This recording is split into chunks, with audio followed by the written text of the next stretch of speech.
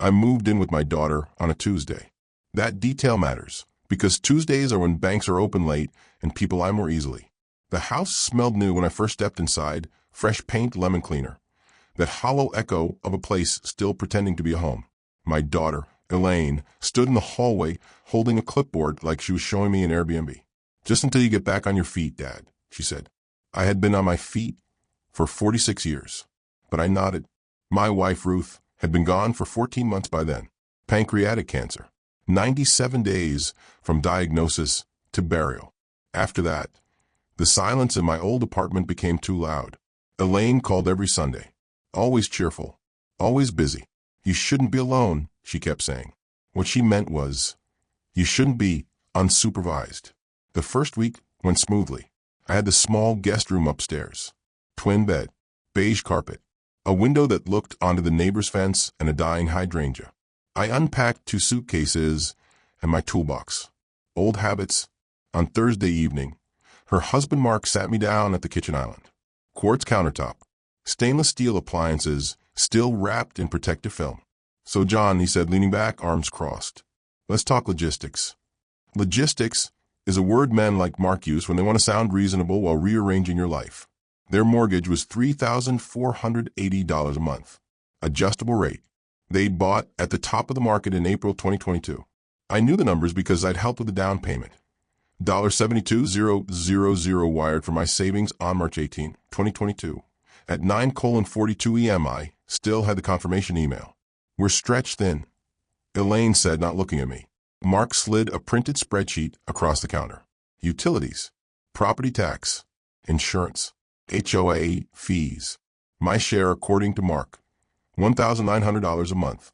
For the room, he added quickly. And food. The room. The food. I thought of my old place, rent controlled, $1,100 a month. Walking distance to the park Ruth loved. I thought of the dented Toyota Camry I'd driven for 11 years. "I sold the car," I said. They both looked relieved. "Smart," Mark nodded. "You don't really need one now." I did mention that I sold it for $14,500 cash and transferred $10,000 of that to Elaine the next morning. Emergency buffer, she called it. The room didn't stay mine for long. In July, Mark's brother came to stay for a few weeks. My things were moved while I was at a cardiology appointment. When I came back, my toolbox was stacked in the garage next to paint cans, and my bed was gone. "You'll be more comfortable downstairs," Elaine said. Downstairs meant the den. No door. Fold-out couch. Right next to the router that blinked all night like a nervous tick. By August, I stopped unpacking altogether. Every month, the requests came dressed as conversations. "Dad, could you cover the property tax this quarter? Just until my bonus clears." $18,600. September 12, 2023. "John, the flights to Seattle jumped in price. We already booked. Can you help?" $4,200.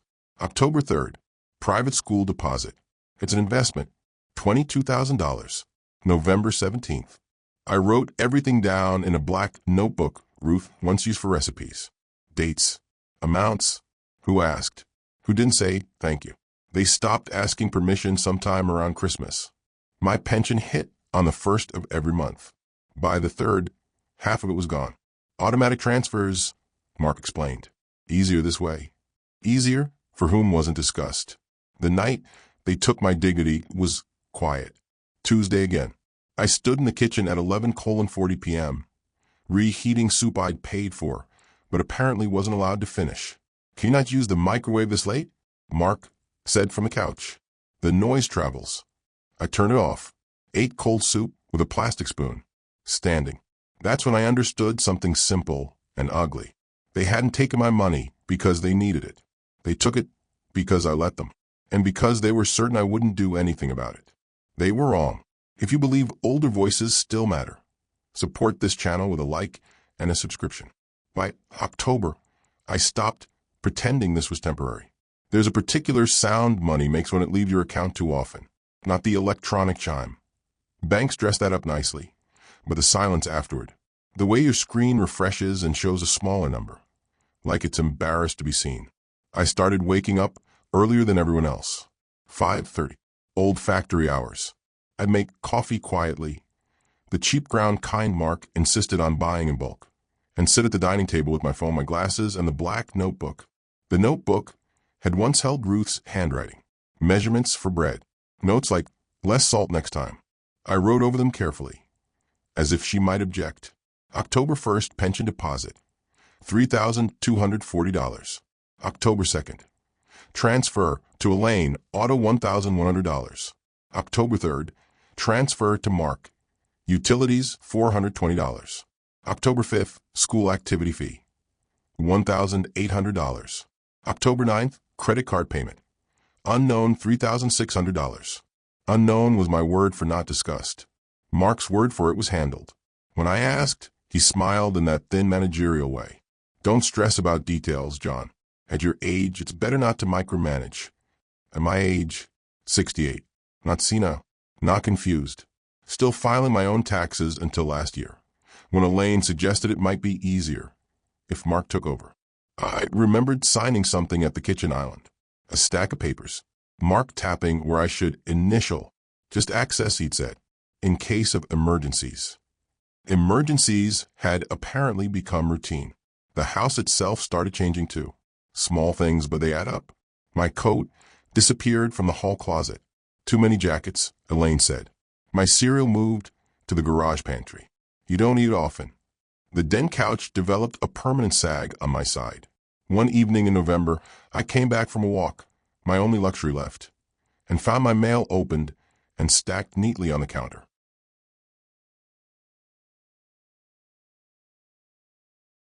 Just organizing, Elaine said quickly. I nodded. Again, that night, I added a new column in the notebook, control. I spent my working life as a maintenance supervisor at a packaging plant. Machines fail for two reasons: neglect or misuse. People are no different. Mark misused everything. He leased cars instead of buying. He refinanced whenever salesmen said the word opportunity. He talked about money the way gamblers talk about luck, confident, vague, allergic to consequences. One afternoon while he was on a conference call in the living room, I sat at the old desktop computer they let me use for emails only. The password was written on a sticky note under the keyboard. Elaine's handwriting. I logged into the bank account. I wish I could say I was shocked. Shock implies surprise. Between May and November, total outgoing transfers tied directly or indirectly to me. $186,400.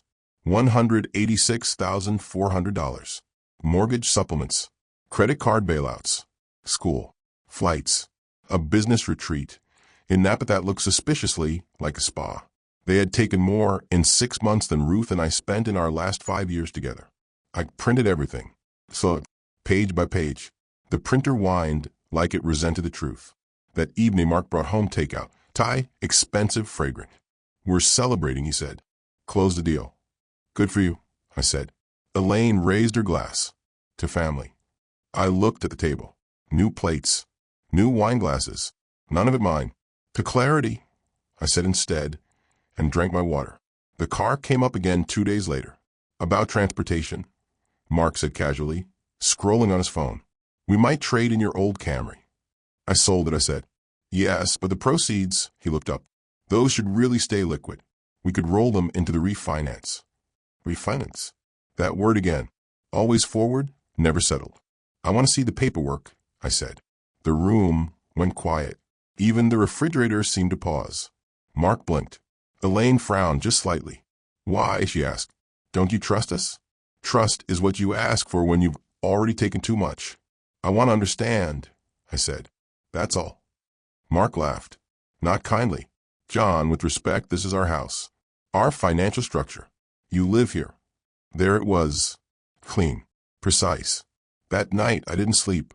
I lay on the fold-out couch, listening to the router blink and the house settle around me. I thought of Ruth in the hospital, squeezing my hand and whispering, don't let them bully you when I'm gone. I'd promised her I wouldn't. The next morning, Tuesday again, I put on my good jacket, the one I kept hidden in the trunk of my old car's memory, and took the bus downtown. I walked into a small law office on Grand Street. No glass walls. No slogans. The receptionist asked my name. John Mercer, I said. I need someone who understands numbers and families. She nodded like she'd heard that sentence before. I opened the black notebook on the desk in front of me, and for the first time in months, the silence didn't feel empty. It felt expecting. The letter arrived on a Thursday, folded too neatly for bad news. I recognized the envelope before I opened it. Department of Motor Vehicles, state seal in the corner. My name printed without warmth. I stood at the kitchen counter, the same place where I'd signed away access to my accounts, and slid my finger under the flap. Notice of transfer confirmation. Vehicle, 2012 Toyota Camry. Date of transfer, October 28th, 2023. New registered owner, Am Reynolds. Mark Reynolds. For a moment, I thought I was reading it wrong. It happens sometimes when you get older, not confusion. Exactly. More like disbelief slowing things down. The car had been sold in May. I had the receipt. Cash sale. Signed. Title. Clean. Or so I thought. I read the letter again and again. They hadn't sold my car. They had moved it. I sat down. Slowly. My knees felt hollow, like something essential had been scooped out. When Mark came home that evening, I was waiting at the dining table. Papers laid out. DMV notice on top. Neat. Respectful. Ruth would have approved the order. What's this? I asked. He didn't even sit down. Just glanced, then shrugged. Oh, that. Yeah, I meant to mention it. Mention it. You transferred my car into your name, I said. My voice sounded calm. That frightened me more than anger would have. Mark sighed, like I'd brought up the weather at the wrong moment. John, you weren't using it. Insurance was still active. It made sense for liability reasons.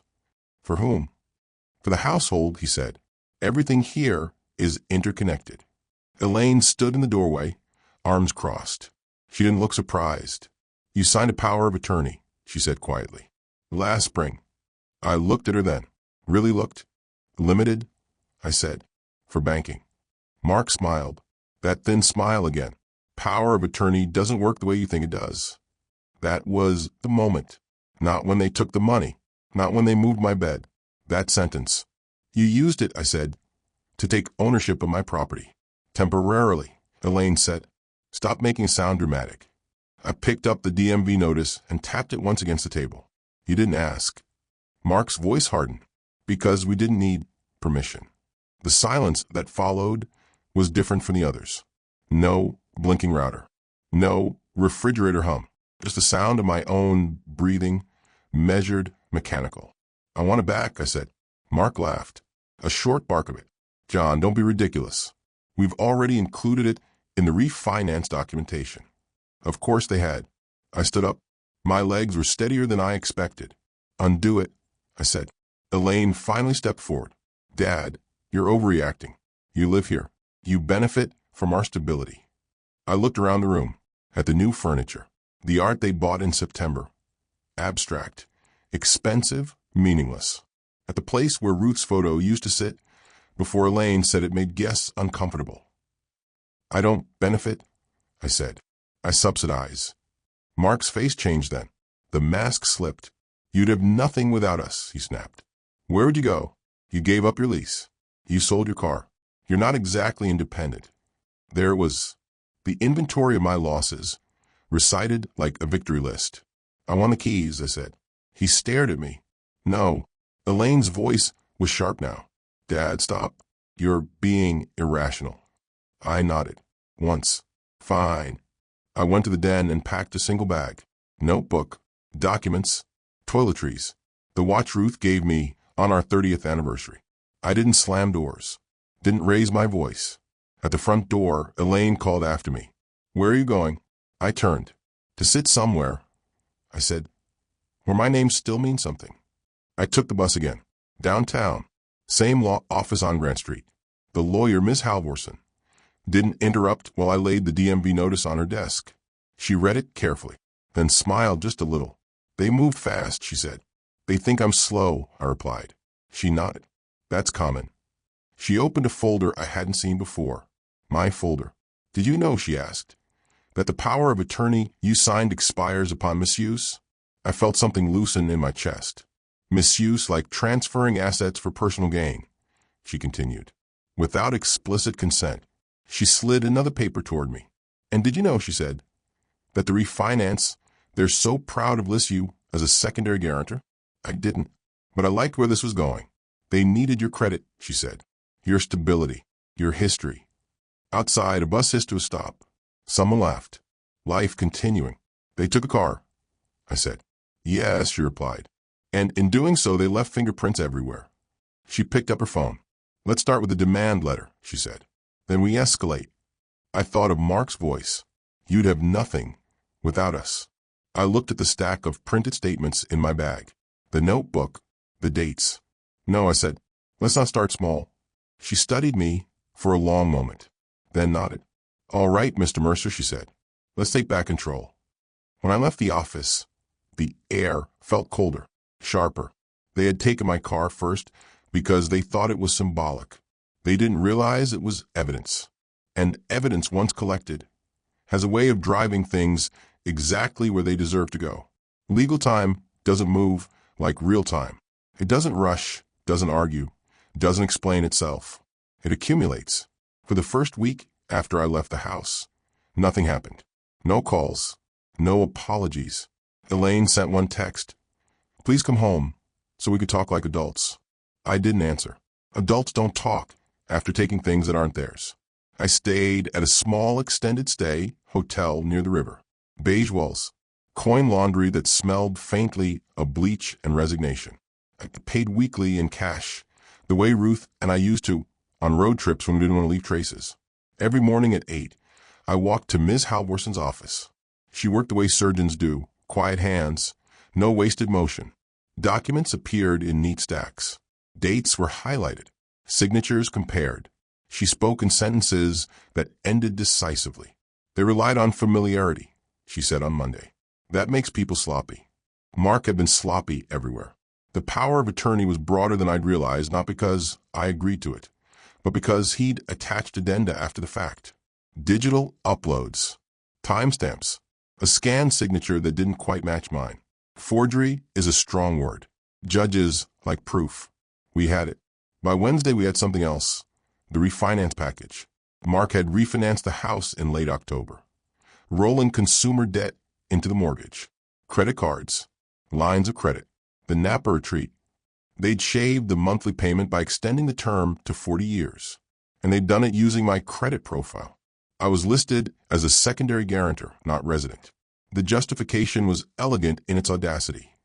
Family member contributing to household stability. He needed you, Ms. Halvorson said, which means he couldn't afford to lose you. I thought of the way Mark stood in the kitchen, arms crossed, certain I had nowhere to go. The demand letter went out Thursday afternoon. 12 pages. Calm. Surgical. Return of the vehicle title. Immediate cessation of all account access. Accounting of transferred funds totaling $186,400.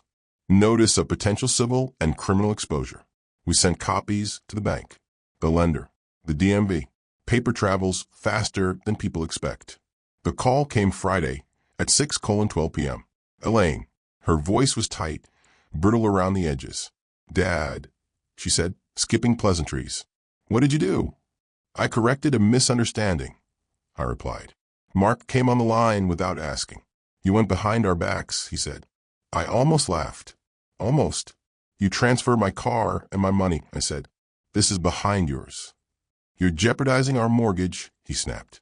The bank froze the refinance. Good, I said. There was a pause. Breathing. Calculation. You don't understand what you're doing, Elaine said. This could ruin us. I pictured the dining table, the wine glasses, the abstract art. I understand exactly, I said. I paid for it. The next escalation didn't come from them. It came from the lender. Monday morning, Ms. Halvorson received a request for clarification on my guarantor status. We responded with a full disclosure package, bank statements, notebook entries, sworn affidavit. By Tuesday afternoon, the lender's legal department was involved. When banks get nervous, families get honest. Mark showed up at the hotel that evening. I saw him through the glass doors, pacing. Phone pressed his ear. He looked smaller without the house behind him. I just want to talk, he said when I stepped into the lobby. Talk, I said, is what you avoided. He lowered his voice. We can fix this. Transfer the car back. Adjust the accounts. Adjust, I repeated. Not return. He exhaled sharply. You want to destroy your daughter's life over paperwork. That one landed. It was meant to. She destroyed our relationship, I said. Over entitlement. Elaine joined us then, eyes red, coat thrown on hastily. You never said no, she said, like an accusation. How are we supposed to know? I looked at her. The girl who once cried because I worked late on her birthday. The woman who watched me sleep on a couch and said nothing. You knew, I said. You just preferred the version of me that stayed quiet. Silence stretched between us.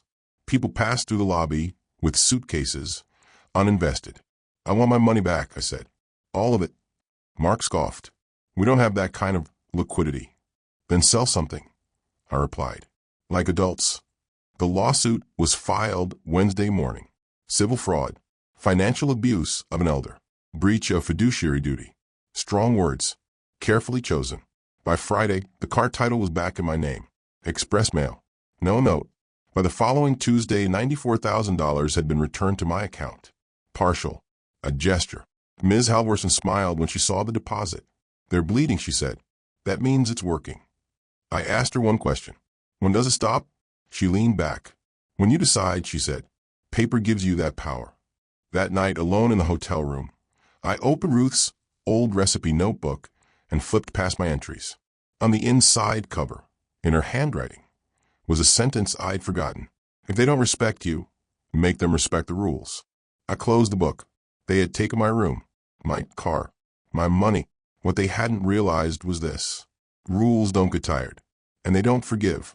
The courthouse smelled like old paper and disinfectant, the way institutions do when they've seen too much and learn not to care. I arrived early. Habit. When you spend a lifetime fixing machines, you learn that arriving early is a form of control. Mark arrived late. He wore the same navy suit he'd used at the refinance signing. Tailored, confident, now slightly wrinkled. Elaine followed him, eyes down, clutching a folder she hadn't opened. They sat across from me without looking. The mediator, a woman in her 50s with careful hair and a voice trained to sound neutral, cleared her throat. We're here to explore resolution, she said, before this escalates further. Escalation had already happened. It just hadn't finished. Ms. Halvorson slid our packet across the table. Thick, tabbed, labeled, transfer histories, forged addenda. The guarantor clause Mark insisted was standard. The mediator skimmed, then stopped skimming. Mark shifted in his chair. This is a family matter, he said. We can work it out privately. Ms. Halvorson didn't look at him. Financial abuse of an elder is not a private matter, she said. It's a legal one. Elaine finally looked up. Dad, she said softly. Please. This has gone far enough. I watched her carefully. I'd learned to. You decided how far it went, I said. I'm just measuring it now. The mediator leaned back. Mr. Reynolds, she said to Mark, your exposure here is significant. Civil damages, restitution, potential referral. Referral. Another clean word with sharp edges. Mark's face lost color. We returned the car, he said quickly. And most of the funds. Half, Ms. Halvorson corrected. After 6 months. And the rest, the mediator asked. Mark hesitated. That hesitation cost him. We used it, he said, for the household. The mediator nodded slowly. And the property, she continued. Your lender has filed a notice of misrepresentation. If this proceeds, your mortgage may be called. Elaine inhaled sharply. You told me that was impossible, she whispered to Mark. He didn't answer. The house went silent before anyone moved out of it. 3 days later, the for sale sign appeared in the yard. I drove by once, slowly. My car this time. The Camry felt familiar again. Seat molded to my weight. Radio presets still where I left them. I parked across the street and watched Mark carry boxes to the driveway. No one waved. The sale moved quickly. Too quickly to be graceful. They accepted an offer $140,000 under asking. Cash buyer. No contingencies. Feared discounts fast. The closing was scheduled for December 14th. I wasn't invited. I didn't need to be. The proceeds went first to the bank, then to credit cards, then to legal fees. What remained came to me. $92,400. the rest of what they'd taken. The transfer notification arrived at 10:06 a.m. I sat in the car and watched the number settle into place. Elaine called that evening. "I didn't think it would end like this," she said. "I thought of the nights on the couch, the open mail, the blinking router." "Neither did I said. "But here we are." She was quiet for a long time. "Where will you go?" she asked. "I already went," I replied. I had signed a lease that morning. 1 bedroom, 3rd floor, no elevator. I liked that. It meant people had to choose to come up. I moved in with 2 suitcases and the toolbox. The first night, I cooked eggs at midnight, loudly, just because I could. The house didn't miss me. Houses don't. They remember money, not people. A week before Christmas, a certified letter arrived. Elaine's handwriting on the envelope, careful and unfamiliar. Inside was a short note.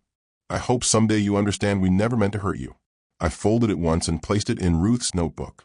Understanding is overrated. Accounting is better. On New Year's Eve, I sat by the window of my new apartment, watching fireworks break over the river. The city sounded alive. Sirens, laughter, engines revving too hard. I poured myself a drink. Cheap whiskey. Honest. They took my room first because they thought space was the problem. They took my car because they thought movement was the threat. They took my money because they thought silence was consent. They were wrong. What they took taught me something they never learned. Dignity isn't something you give away all at once. It's something people take piece by piece until you decide to take it back. And once you do, everything else gets very quiet. People expect noise after things end. Shouting, regret, doors slamming somewhere in the distance. What I got instead was quiet, not the heavy, accusing silence of the den couch, but a clean one, the kind that settles into corners and stays put. My new apartment had sounds of its own, pipes clicking, footsteps overhead, the distant cough of traffic, but none of them belonged to anyone who could take something from me. I woke up on January 4th at 6:02 a.m. No alarm, just habit. The room was cold. I hadn't turned the heat up yet. Old reflex. I sat on the edge of the bed, feet on bare floor, and waited for the familiar tightening in my chest, the inventory of losses, the echo of arguments. It didn't come. I made coffee the way Ruth liked it. Too strong. No sugar. The mug was chipped, thrift store blue, imperfect in a way that felt earned. I drank it by the window, watching a woman across the street scrape ice from her windshield with exaggerated anger. I thought of the Camry parked legally downstairs. Mine. Keys where I left them. Control, it turns out, is mostly about small permissions. The bank statements stabilized by mid-January. Pension in. Rent out. Groceries. Insurance. Predictable. Boring. I stared at the numbers longer than necessary, not because I didn't trust them, but because they finally made sense again. Ms. Halvorson called once more. "The lender closed their inquiry," she said. "No further action. You're clear." "And them?" I asked. She paused. Professional courtesy. "They're adjusting." Adjusting is what people say when there's nothing left to refinance. I didn't ask where they'd gone. I already knew. Elaine had always liked new beginnings that other people paid for. Weeks passed. Winter did what winter does. Pressed in, then loosened its grip. In February, I rejoined the YMCA.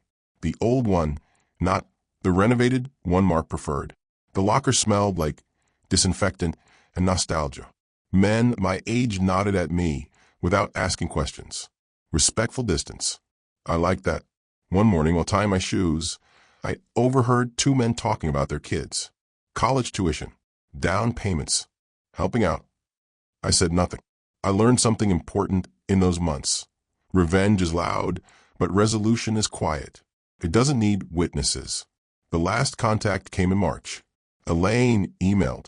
No subject line. "Dad, I'm pregnant." I read it twice, then a third time. There was more.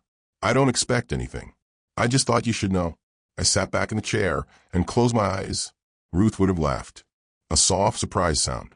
Life's timing, she always said, was cruel but consistent. I wrote back 3 sentences. "I wish you health. I hope the child is treated with kindness. Please don't involve money." She didn't reply. Spring came properly in April. The river swelled. Trees tried again. I planted tomatoes in pots on the fire escape, even though the landlord said not to. Rules, I'd learned, mattered most when you chose which ones to follow. On May 12th, exactly 1 year after I sold the Camry, or thought I had, I took a drive out of the city. No destination, just movement. I stopped at a roadside diner and ordered eggs, hash browns, toast. Ate slowly. Paid cash. The waitress asked if I wanted a refill. Yes, I said. Please. On the way back, I passed a development under construction. Identical houses. Identical lawns. The kind of place Mark had always admired. Efficient. Leveraged. I felt nothing. That evening, I opened Ruth's notebook again. Not the accounting pages. The earlier ones. If you need too hard, the dough fights back. Trust her eyes. I added one line at the end in my own careful handwriting. I chose peace over proximity. I don't know if Elaine will ever understand what happened. Understanding requires honesty, and honesty is expensive. What I do know is this. They took my car because they thought movement belonged to them. They took my room because they thought space defined worth. They took my money because they mistook patience for weakness. What they gave me back, unintentionally, was myself. I live alone now. I eat when I want. I sleep without blinking lights. My name sits where it belongs. And when people ask why I don't speak to my daughter, I say this because I finally learned the difference between family and creditors. Then I changed the subject. Some lessons cost money. Others cost silence. This one gave me something rare at my age. A future that answers only to me. And that I've found is enough.